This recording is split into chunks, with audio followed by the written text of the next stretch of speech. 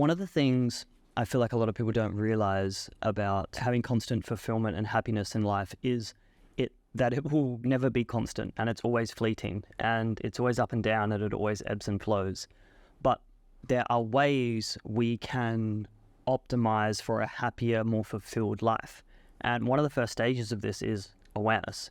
If you bring awareness to the things that really fill up your cup and fill you up from an intimacy standpoint, from a purpose standpoint, from a relationship, from a financial, from a business. And when you're aware of these things, it gives you a chance to optimize for them. So you can plan your week, month, year as a very tactical kind of way to go about it. A little spoiler alert is there's always going to be resistance. Over my life, I've had a lot of resistance. And no, it's not the resistance of coming from a war-torn country or a lack of opportunity. Like, I'm super blessed to be born in a first world country and have things available to me that a lot of people don't have. But the thing with that is sometimes when things are too easy at the beginning points of life, it can create a weaker mindset, a lazier mindset, and in my case, a victim mindset. And there's been many times in my life when I've looked at things through the lens of externalizing the problems and not taking responsibility for them. And I'm not talking about this as a whole, but I feel like it's a lot of times people don't talk about this. Like, you will get to a point in life where as you go down this developmental journey that you start to question everything. And what happens with new questions, you start to get new answers, you start to reveal new things about yourself. And sometimes the things you start to reveal about yourself can be very, very confronting. And other times you can build this awareness for like, okay, I'm going to invest in a coach, I'm going to do this personal development program, I'm going to go to the gym and start getting fit. And then you question, why do you want to do it? And for me, this came up a lot, and this is the point of awareness I'm speaking to. I sat a 10-day Vipassana retreat, and I came out the back of it. I'm like, well, why do I even go to the gym? Like, why? Like, why do I go to the gym? And what came up for me was it was purely from a vanity place. Like, I'm just doing this to be perceived in a way by others that I took value in the way others perceived me. And look, I'll be real, like, yeah, I still do that. I think we all do at some point, whether it's the car we drive, the house we live in, the job we have, how we identify in a certain job and role. Like, we take pride in that, yeah? So there's nothing wrong with that. And that's kind of like where I'm getting to with this. We will forever question the things we do around the intention of why we're doing them, and you can always look at it two sides, right? What I found was from going to the gym, when I put that down for a couple weeks, I was less efficient at work. My focus was worse. My sleep was actually worse. My food habits dropped off. I was more lethargic. Like, my happiness level, I said would have gone from like an 8 to a 6.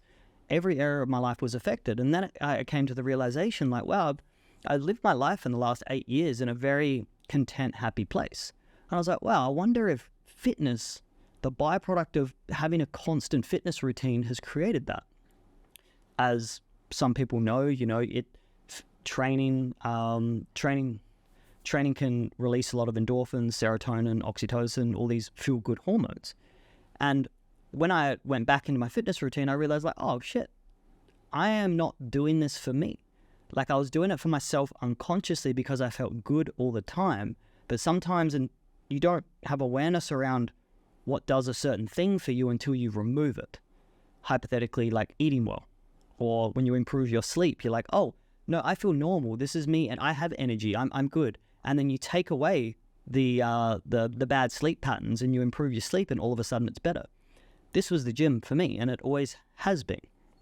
Now, this is when it starts to get tricky. When you start moving down the line of developing yourself and personal development, emotional awareness, awakening, whatever you want to name it. Because you start to have this internal dialogue, and this is the resistance I'm speaking of that I've had a lot in my life, had this internal dialogue of what's right and what's wrong. What should I be doing and what shouldn't I be doing? It's like, bro, you're just trying to diet right now to get lean, to get more appreciation, likes on Instagram, more attention in the gym, to show that other guy in the gym that you're leaner than him, even though you've never spoken, because everyone that goes to a gym for a long period of time has that arch nemesis they've never spoken to, and they look at them and they internalize this little back and forth, watch what they bench, watch what they squat, and they can do more. If you know what I'm talking about, you know. If you don't worry about it. And for a big part of my life, when I started to invest in coaches and mentors and courses and programs and went down a very, very deep path of meditation, I started to question everything I was doing. And the byproduct of questioning everything, you start to create resistance in doing anything, because you're forever questioning if it's right or wrong. Is this the thing I should be focusing, or should I be focusing on someone else or something else? And this is a very dangerous place to be in, because you start to question your identity as a whole and the things you've been doing, and if they're aligned with what you really want to do. And it can get really fucking confusing. My message to you is that you don't have to pigeonhole yourself into anyone else's expectation of how reality should be. Guess what? You can go out and drink on weekends. You can have a vino every night and still crush business, and still be a spiritually enlightened person, and still practice yoga every day. You can go and eat fast food a few nights a week and still crush your fitness routine. Like, there are just certain things where it's not and or, it's you can have both. And the problem isn't with the action itself sometimes, it's the story, event, and meaning we give to the action.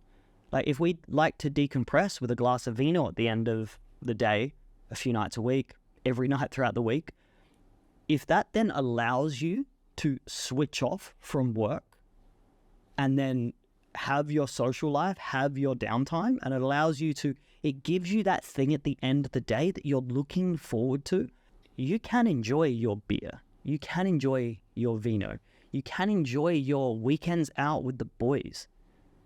As long as you understand that if you do that thing, it might be at the detriment at your goals at a whole and the bigger vision you have for your life. Then you get to choose. From here, do I give up what I like to pursue what I love? Or do I have both and be okay with the 10-year goal? Might take 15 years, might take 12 years, might take 20 years. I might not ever get there. And if you're okay with that, good. And if you're not okay with it, good. You get to choose moving forward. Now, the choice sometimes can be very difficult, because a lot of times we're trying to make a choice from a position of not having a reference point for that. And what I mean is, let's use the vino a night situation, because a lot of people in Bali judge people for drinking alcohol, and myself and Selena love a glass of vino at the end of the day. So I'm going to fight this argument. I'm pro vino right now. So if we use the example of a vino a night, well, if you've forever lived a big part of your life drinking a few bottles, a few glasses of wine or a few beers every single night as your knockoff, it's very hard for you to make a decision for if that is the best practice for you moving forward. A lot of people are just going to umbrella statement this and say, no, it's a net negative, but I'm not always going to agree with that, because we're just not so black and white like that as humans. So you're trying to make a decision from a place of not having the experience of the other side. Same with business. Like, a lot of people will think they want to start an online business, and they've been an employee their whole life, and they've never actually ran a business, had employees, had responsibilities, and realized everything falls on them. So what can happen is, when someone starts an online business, they're trying to make a decision on how they're going to make money. Say it's through e-com, selling physical products, say drop shipping, say a newsletter, a podcast, content creation, an agency, a coach, whatever the thing is. Yet, we're trying to make this long-term decision from a place of never experiencing it. We have no data to choose from. And this is what I take a lot of clients through, especially when we work in an online business space. Like, you can't make all the decisions right now from having no data, because you haven't got any experiences or any information to make that decision from. Just like when people are going to pick stocks in the stock market, they're collecting data from all these past events and things that have happened and making a decision from there, betting on a short or long. And in business, there are easy ways to be able to consume this data, and if you know how and where to look, and then make a decision from here. You need to get out in the world and try things. You can't just read a book about a principle or a philosophy or an understanding of the world and someone who's gone out and has experienced that and applied that in life, and then agree to it and disagree to it when you haven't even tried it. Fitness is a thing that's done amazing things for thousands and thousands and thousands of people, just from a mental health standpoint. It's done amazing things for me too. Yet, I was under that question, the weight of that question, if I'm just doing this from a vanity place, from a place of vanity. And yes, the gym initially was that at first, but later on what I found, it supports every area of my life. So I think it's good at times to question these beliefs we choose not to question, because the beliefs we choose not to question are the most dangerous beliefs to hold on to.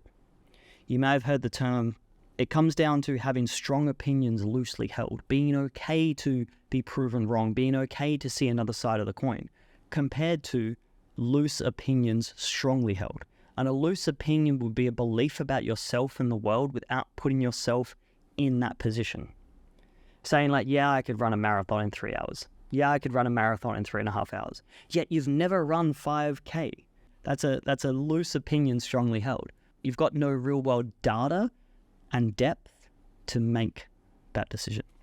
So for you guys out there that are investing deeply into personal development, you're working with a coach, you're working with a mentor, you're going down the path of self-discovery through books or podcasts or whatever that is, I would very much invite you to be okay with who you are as a person. Be okay with the things you genuinely love doing. But bring awareness to either side of them. Bring awareness to the side of, do you want to give that thing up? Is there something in life you want more than what you currently have? Maybe, maybe not. That is something you get to decide. And if you can come from this place, from this objective place, looking at a bird's eye view at both sides of the fence of doing that thing or not doing the thing, without looking at it through the lens of judgment, you will make a better decision moving forward every single time. Every action will have a reaction in life. Every habit, as small as you think it is, will have a byproduct and an ongoing and an echo effect in your life. You just get to choose what you want that byproduct to be. And with this, we take control, we take sovereignty, we get power back. And from this place, this is where you really get to make a conscious decision about your life and not look in the rearview mirror 5, 10, 15, 20 years from now and think to yourself, fuck, Mikkel was right in that video. Thank you again for dropping past. This has been another conversation inspired by coffee. I'm very much open to coffee sponsorships. It has been a big part of my life, and I think it's been a big part of my success in every area. So thanks for dropping in. Hit the like, subscribe, thing, do all the things. Appreciate you guys, and I'll see you on the next one.